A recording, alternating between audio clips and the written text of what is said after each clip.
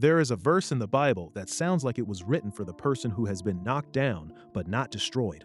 It is not loud, it is not long, but it carries the voice of someone who has been through darkness and still refuses to surrender to it. Micah 7:8 says, "Do not rejoice over me, my enemy. When I fall, I shall arise. When I sit in darkness, the Lord will be a light to me." That verse is a hidden gem because it does not pretend the fall never happened. It does not say, "I will never fall." It says, "When I fall, I shall arise." That is honest faith, not fake strength, not spiritual pretending, not acting like believers never struggle, never cry, never fail, never get tired, never face dark seasons. This verse tells the truth. Sometimes the righteous fall.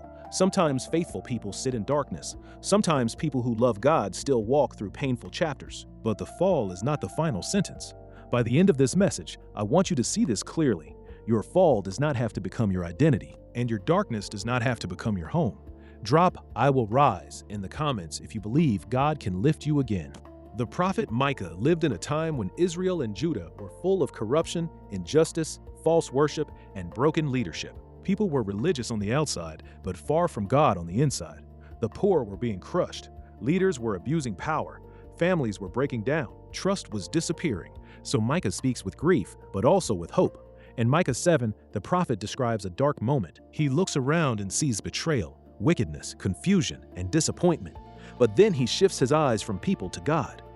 He says, "But as for me, I will look to the Lord. I will wait for the God of my salvation. My God will hear me." Then comes verse 8. "Do not rejoice over me, my enemy. When I fall, I shall arise. When I sit in darkness, the Lord will be a light to me." This is not the voice of someone living in denial. This is the voice of someone who has decided that darkness will not get the final word.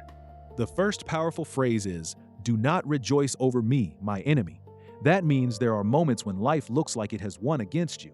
There are moments when your enemy thinks your story is over. It may be an actual enemy. It may be shame. It may be fear. It may be depression. It may be failure. It may be the memory of what you did wrong. It may be the voice in your head saying, "You are finished now." But this verse answers back. Do not celebrate too early. I may be down, but I am not done. That is not pride. That is faith. Because the confidence is not in human willpower. The confidence is in God's power to restore. Then the verse says, "When I fall, I shall arise." Notice the Bible does not say, "if I fall." It says, "when I fall." That matters. Some people think faith means they will never stumble. But real faith knows how to reach for God from the ground. The fall may be moral failure. It may be disappointment. It may be grief. It may be a season where you lost your focus. It may be a time when life hit you so hard that you did not recognize yourself. But the promise is not that you will never touch the ground. The promise is that the ground is not your grave. Think about a boxer in the ring. The crowd may gasp when he goes down. The opponent may raise his hands too early. But the fight is not over because someone fell. The fight is over when they refuse to get back up. Micah is saying, "I may have fallen, but I am still getting up."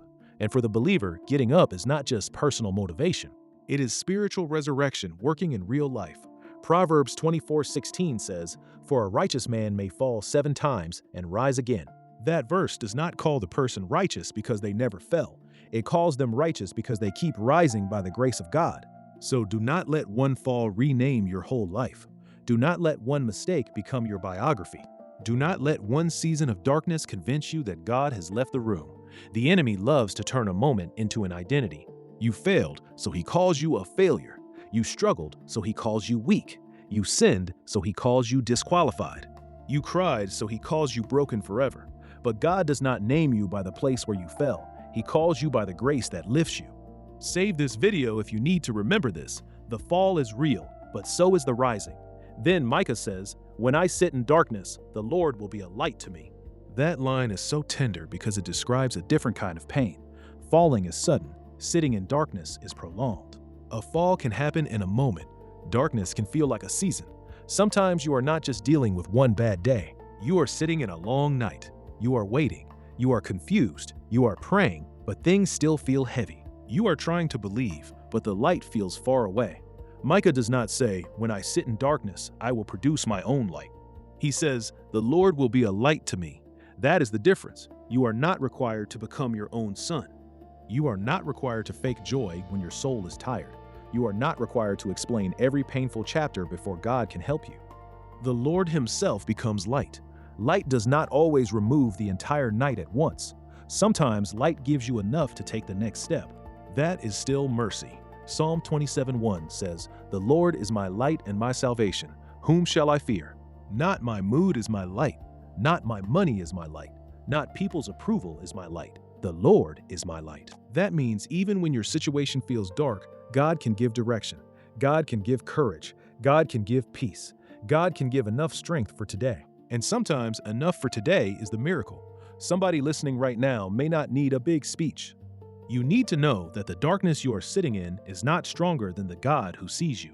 You may feel like you are in a room with no windows, but God does not need windows to bring light. He can meet you in grief. He can meet you in shame. He can meet you in depression. He can meet you in disappointment. He can meet you after the failure. He can meet you in the place where everybody else walked away.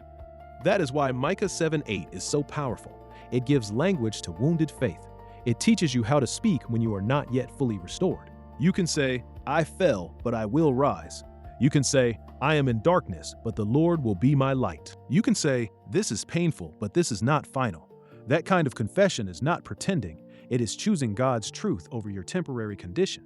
So ask yourself, what have I allowed to speak the final word over me? Was it a mistake? Was it a rejection? Was it a loss? Was it a betrayal? Was it a season where you became tired and drifted? Was it something someone said about you? Micah 7:8 invites you to take your voice back, not by denying what happened, but by declaring that God is not finished. This is where desires should rise in your heart. You should want the kind of faith that can look at darkness and still expect light. You should want the kind of courage that can admit the fall without becoming a prisoner to it. You should want the kind of relationship with God where even on the floor, you know He is still near, because that is real strength. Not the strength that never breaks, the strength that keeps reaching for God even when broken. Today, do not let shame have the last sentence. Do not let fear write the ending. Do not let darkness convince you it owns you. Say it over your life. When I fall, I shall arise. When I sit in darkness, the Lord will be a light to me. This is not over. You are not finished. You are not forgotten. And you are not alone in the dark. The Lord will be a light to you. If this message spoke to you, share your thoughts in the comments section. What area of your life do you need God to lift again? And remember this, you may have fallen, but with God, you can rise again.